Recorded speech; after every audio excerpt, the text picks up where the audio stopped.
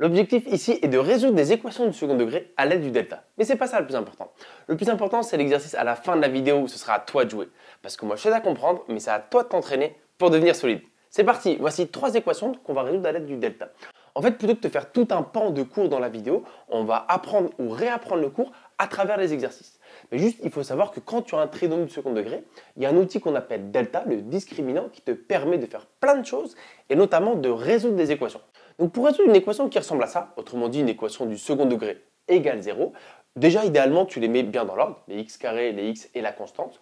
Et ensuite donc tu calcules ce fameux delta, donc une valeur numérique. Et en fonction de ce que tu auras obtenu, il y aura 3 cas de figure pour résoudre ton équation. Et tu vois, j'ai mis 3 cas, donc comme ça on fera à chaque fois un de ces cas-là et à la fin tu sauras tout faire. Donc un des trucs essentiels, c'est d'être capable d'identifier A, B, C, parce que tu en as besoin dans le calcul du delta et tu verras aussi pour trouver des solutions. Donc c'est pour ça que si on s'attaque à la A, en fait, ce que je te recommande dans un premier temps, c'est d'identifier A, B et C. Je te le recommande chaudement. Dans la A, est-ce que tu es capable de me donner la valeur de A, de B et de C? Autrement dit, des 3 coefficients. A, c'est le nombre devant x carré. Ici, il n'y a rien. Mais tu es un grand, non? Rien ici, ça veut dire 1. Ici, le nombre devant x carré, c'est 1. Ensuite, B, le nombre, le facteur devant x, c'est moins 5. D'accord? Parce que B, c'est le nombre devant x. Donc, plus bx, moins 5x. B, il vaut moins 5. Je pense que tu l'auras vu. Et C, la constante, le nombre kappa de x, finalement, il vaut 4. Ok, une fois que tu as fait ça, c'est cool. Tu as A, B, C dans les mains. Tu peux calculer delta. Et je t'ai dit, suivant la valeur de delta, il y aura un des 3 cas de figure. Donc, calculons le fameux delta. Delta, c'est B carré moins 4AC. Voilà, une fois que tu en feras un ou deux, tu le connaîtras par cœur et tu les calculeras sans sourciller. B carré moins 4AC. B, il vaut moins 5. Donc, attention, première faute à ne pas faire, c'est bien tout le moins 5 qui est au carré. Tu vas calculer B carré.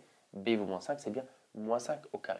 Ensuite, moins 4 fois A fois C. Donc, on va le faire un peu gentiment. Moins 4 fois 1 fois C qui vaut 4. D'où l'importance de les identifier, comme ça, tu les as sous les yeux pour les calculs. Ensuite, donc, on calcule notre delta. Donc, moins 5 au carré, 25. Moins 5 fois moins 5. Et là, on est à moins 16. D'accord? Parce que moins 4 fois 1 fois 4, ça fait moins 16. Ok. Donc, finalement, notre delta, il vaut 9. Et il y a 3 cas de figure suivant la valeur de delta. En fait, ce n'est pas vraiment la valeur, c'est suivant son signe, positif, négatif ou nul. Ici, on tombe sur un delta positif. Et là, je vais te mettre le premier cas de figure. Donc en fait, quand ton delta est strictement positif, ton équation admet 2 solutions distinctes, que l'on note généralement x1 et x2. Donc tu vois, c'est une formule un peu barbare si tu la vois pour la première fois, mais t'inquiète, au bout d'un moment, elle rentrera en toi et elle ressortira plus jamais. Donc la première solution, moins b moins racine de delta sur 2a. Et la seconde, moins b plus racine de delta sur 2a. Donc ici, on a bien un delta positif. Donc on peut écrire une phrase. L'équation admet donc 2 solutions distinctes. On y va, on les calcule. La première, c'est donc, on va appliquer la formule, moins b moins racine de delta sur 2a. Ici, b il vaut moins 5. D'où l'importance de l'avoir sous les yeux. Moi, je veux moins b. Si b il vaut moins 5, moins b, ça fait 5, plus 5. Donc 5, moins racine de delta. Et racine de ce qu'on a trouvé, 9. Ah cool, ça va tomber pile. Hein. Sur 2a, 2a c'est 2 fois a, donc 2 fois 1. Okay, ça c'est la première solution. Et la deuxième solution, c'est tout pareil avec un plus. Donc tu vois, là, pas besoin de se reprendre la tête. Hein. Si on a bien fait le travail pour la première, on réécrit entre guillemets un peu bêtement et on remplace juste le moins en plus. Et tu vois, elles se ressemblent étrangement. Ok, plus qu'à faire ce petit calcul. Donc x1 vaut racine de 9. Racine de 9, ça fait 3. Donc on est à 5 moins 3. Ça fait 2 sur 2 fois 1, 2. Et finalement, ma première solution, c'est 2 sur 2, autrement dit 1. Ok, j'ai trouvé la première solution. Maintenant, je calcule la seconde. Donc c'est pareil. Racine de 9, ça fait 3. 5 plus 3, 8. Donc on est à 8 sur 2. Et 8 sur 2, ça fait 4. J'ai trouvé ma deuxième solution. Donc tu vois, en fait, c'est une partie, une fois que tu as appris les éléments de cours, on n'a plus que la formule et on déroule, c'est pas très compliqué. Juste, il y a des petits mots auxquels il faut faire attention, mais on trouve facilement les solutions.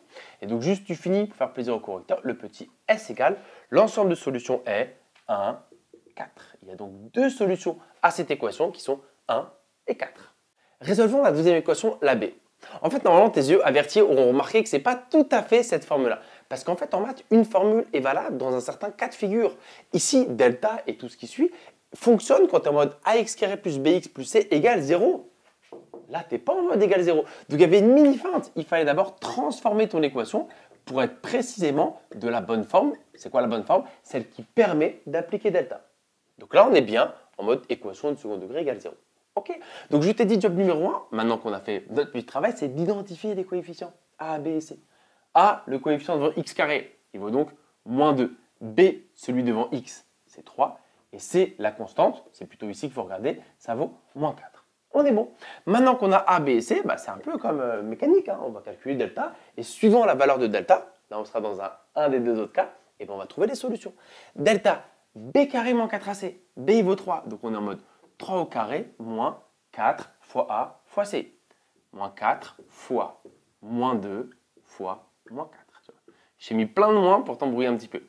3 au carré, on est à 9. Et là, attention, 1, 2, 3 facteurs négatifs. Donc ça fait moins. Et on fait 4 fois 2, 8. 8 fois 4, 32. 9 moins 32. Okay. 9 moins 32, combien ça fait? Ça fait moins 23. Et comment est-ce qu'il faut voir moins 23? Moins 23, il faut le voir comme un nombre négatif. Parce que quand delta est négatif, c'est un autre cas de figure. Quand delta est négatif, en fait, c'est le cas le plus simple.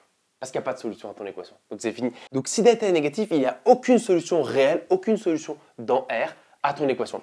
Donc là, c'est fini. Si tu trouves delta égale moins 23, tu précises bien que delta est négatif. Et donc, il n'y a aucune solution. Donc ça y est, c'est fini.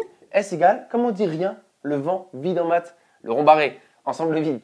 Donc S égale ensemble vide. Fin de l'histoire. On a fini l'équation. Aucune solution réelle à mon équation. Donc tu vois, delta négatif, c'est pas mal. Ça se termine très rapidement. On s'attaque à la dernière, la C. Donc tu vois, je t'ai mis le squelette du début parce que résoudre une équation de second degré, ça commence quasiment toujours comme ça. On identifie les coefficients. A il vaut 1, B c'est moins 1 et C vaut 1 quart. Tu vois, A, B et C que je vais chercher parce que mon équation elle est bien en mode égale 0. Ok, maintenant je calcule delta. B carré moins 4AC. Bon, il y a une petite fraction, ça va nous embêter un peu. B carré, B il vaut moins 1, donc toujours moins 1 avec des parenthèses. B carré moins 4 fois 1 fois 1 quart.